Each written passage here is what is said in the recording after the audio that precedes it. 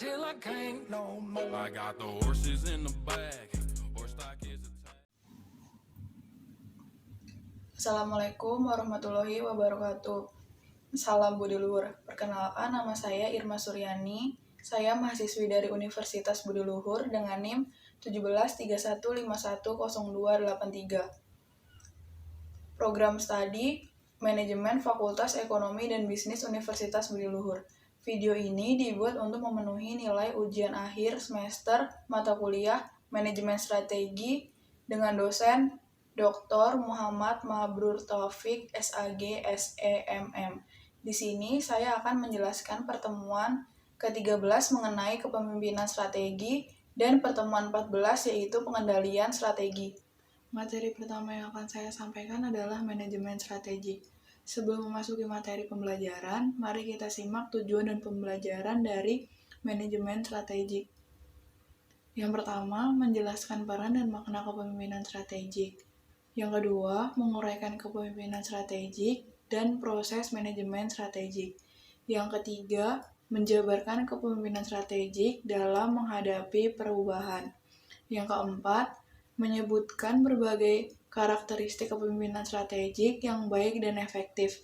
Yang kelima, menjelaskan cara menjadi pemimpin pasar dengan pionir dan non-pionir. Kepemimpinan strategik adalah kemampuan untuk mengantisipasi, memberi inspirasi, dan mempertahankan fleksibilitas dan memperdayakan orang lain untuk menciptakan perubahan strategik yang diinginkan. Kepemimpinan strategik perlu dikembangkan karena yang pertama, kepemimpinan strategik merupakan syarat bagi sukses tidaknya suatu strategi. Yang kedua, banyak organisasi yang kinerjanya buruk akibat tidak dipimpin dengan baik dan terlalu banyak diatur. Kepemimpinan strategik dalam menghadapi perubahan.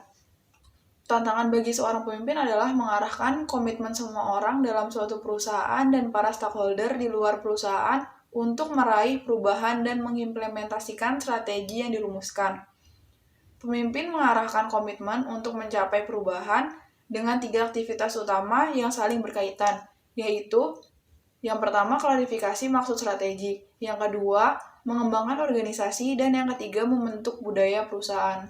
Mengembangkan strategi intent. Contoh klarifikasi maksud strategik dari Roberto Goizueta atau CEO dari pendiri Coca-Cola.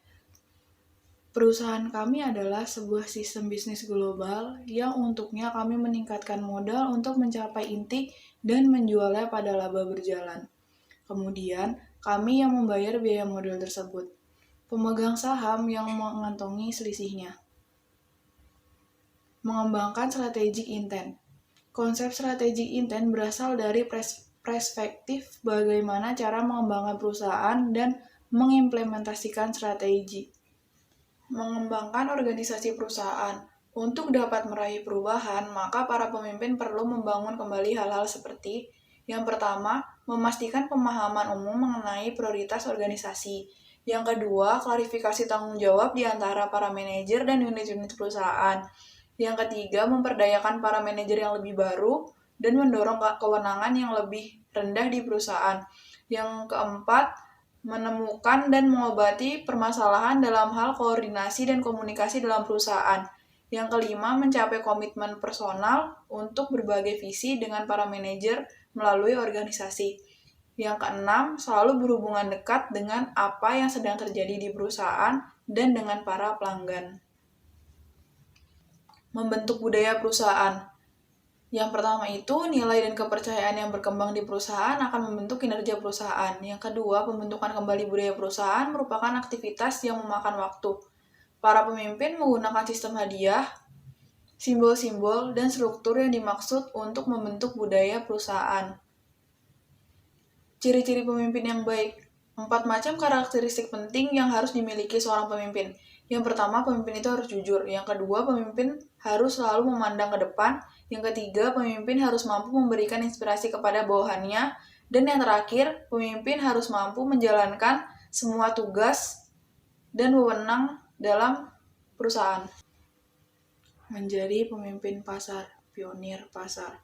Ajaran pertama dari The Law of Leadership mengatakan bahwa it is better to be first than it is to be better.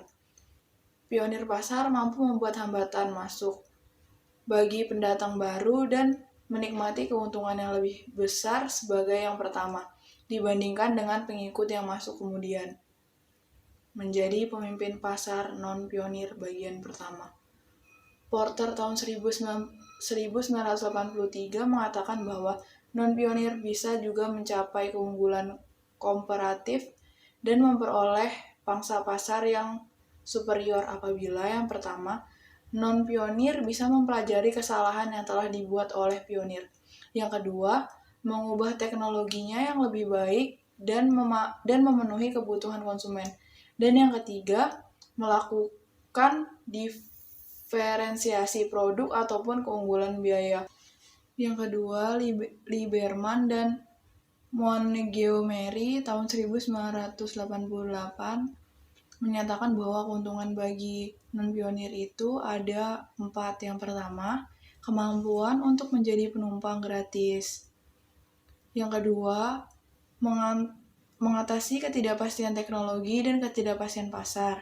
Yang ketiga, diskontinuitas teknologi yang membuka peluang masuknya pendatang baru. Yang keempat, bermacam keanekaragaman pemain lama yang menyulitkan untuk beradaptasi dengan perubahan lingkungan. Menjadi pemimpin pasar non-pionir bagian kedua. Non-pionir dapat merebut pasar dengan kondisi yang pertama, perubahan yang sangat cepat di mana belum ada standarisasi produk.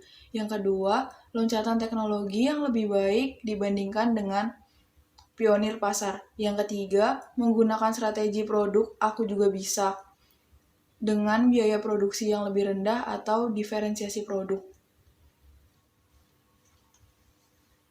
Materi kedua yang akan saya sampaikan yaitu materi pertemuan ke-14 mengenai pengendalian strategik. Berikut adalah tujuan pembelajaran mengenai pengendalian strategik. Yang pertama, menjelaskan pendekatan tradisional dalam pengendalian strategik. Yang kedua, menerangkan pendekatan kontemporer dan pengendalian strategik. Yang ketiga, menjelaskan bahwa implementasi strategik secara efektif. Dalam pengendalian strategik terdapat 2 jenis sistem yaitu pendekatan tradisional dan pendekatan kontemporer.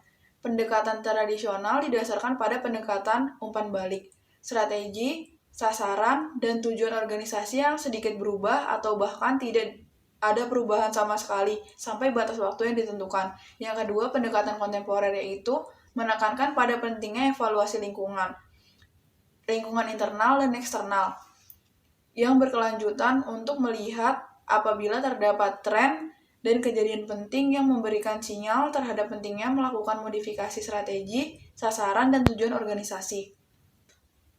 Pengendalian strategi dengan pendekatan tradisional.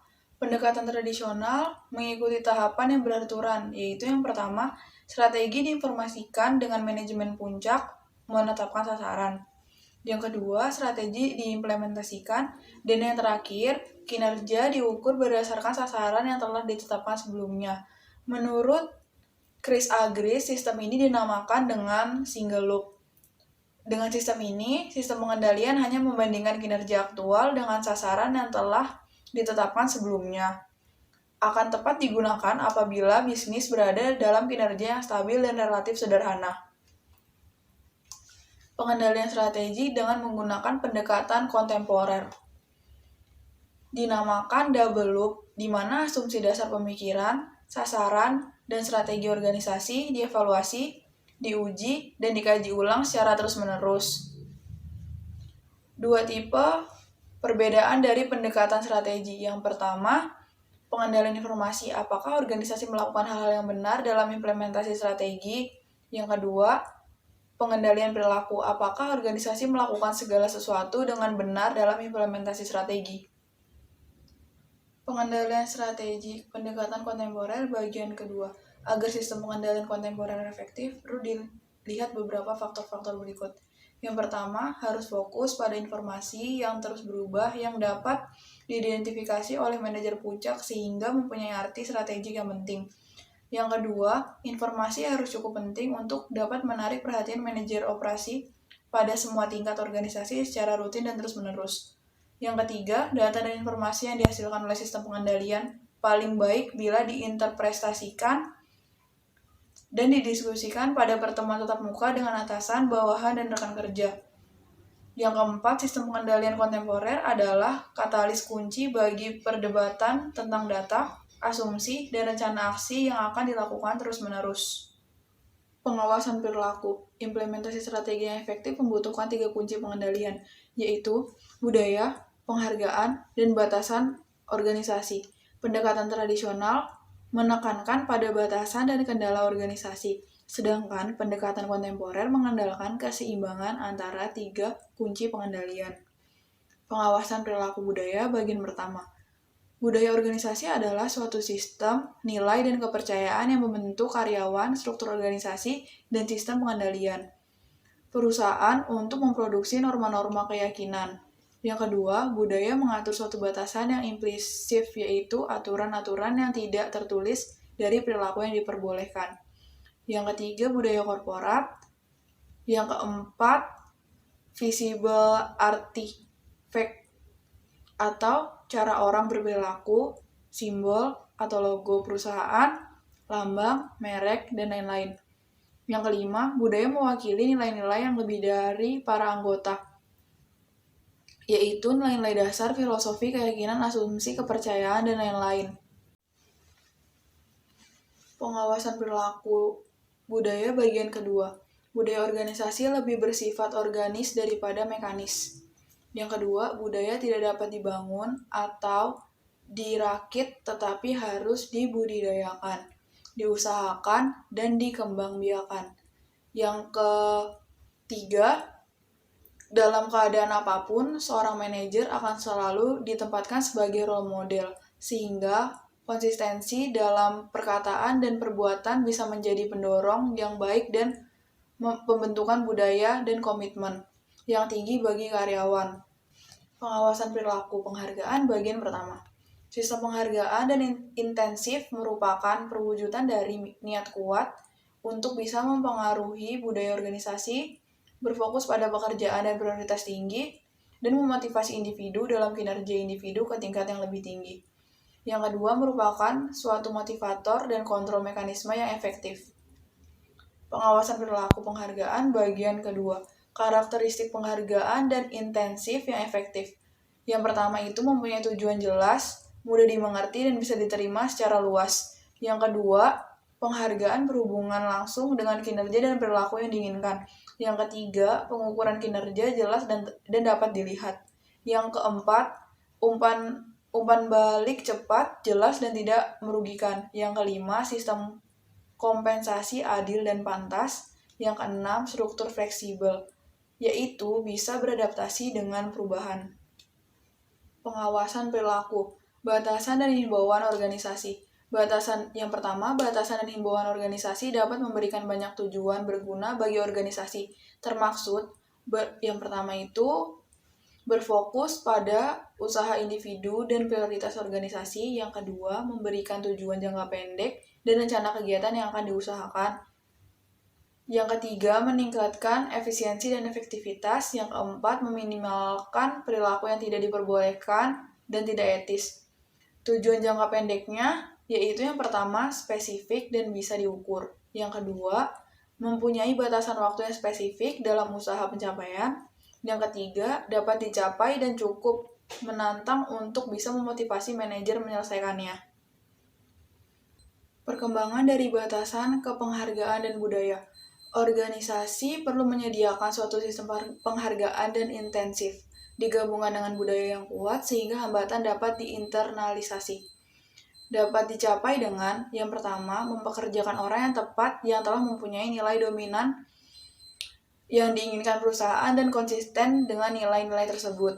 Yang kedua, memberikan pelatihan dan melakukan indoktrinasi. Yang ketiga, pentingnya panutan dalam pihak manajemen. Yang keempat, sistem penghargaan harus sesuai dengan tujuan dan sasaran perusahaan. Demikian materi yang dapat saya sampaikan, kurang lebihnya saya mohon maaf. Terima kasih. Wassalamualaikum warahmatullahi wabarakatuh. Salam budi luhur.